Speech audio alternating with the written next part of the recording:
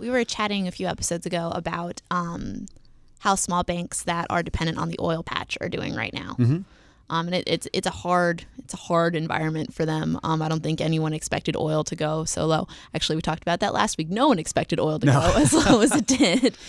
And it's really interesting because some of these banks have these century-long balance sheets, so they've really ridden the up and down of that and managed to survive. But then you have other small banks that maybe started out 20, 30 years ago, and it's kind of a little bit more uncertain for them. Well, it's tough too. And if you look at some of the banks operating in Houston, when the energy patch was booming, they were getting booked value multiples of 2 or 3 times, which is pretty rich, right? I mean, in this space, generally speaking, you want to pay around book value if you can.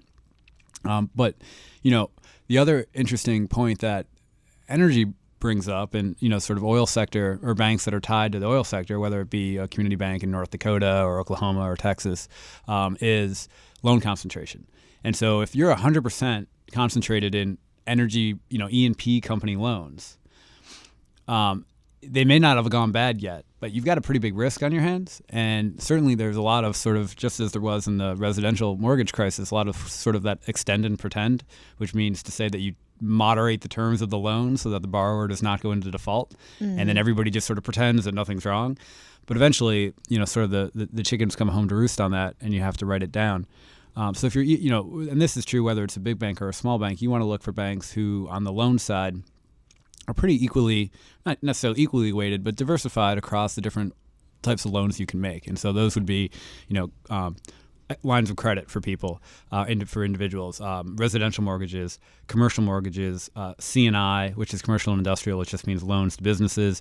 And then obviously you can also get into agricultural loans in some of the places like Iowa and so on and so forth. So, if you saw an Iowan bank that was 95% in agricultural loans, that would be a little bit more of a red flag than an Iowan bank that was 40% agricultural and then had a sort of an even mix of the other categories. Right. Is that something of an advantage that big banks have over small banks, that they are able to kind of hedge so effectively? Yeah, I mean, it could be an advantage. I mean, your greatest strength is also your greatest weakness, right? So the ability to slice up loans into packages that don't look like loans anymore and to try to hedge out risk probably gives more of an illusion of safety than it does a real sense of, or a real reality of safety.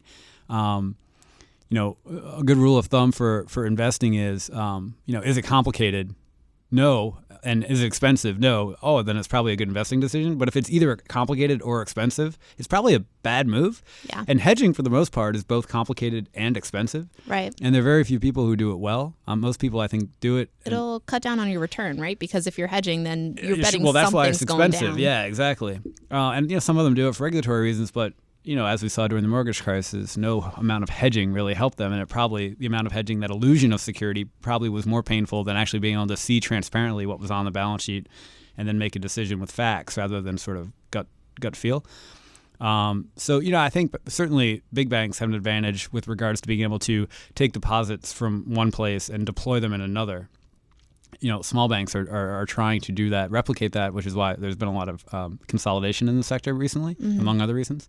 But I think there's something always to be said for having to be 100% accountable for the business you're doing and not sort of hiding behind a series of complicated financial transactions. Yeah, that definitely, for me anyway, makes me feel better as an investor when I kind of actually know what's going on. Stand behind the business. I'm not I don't know.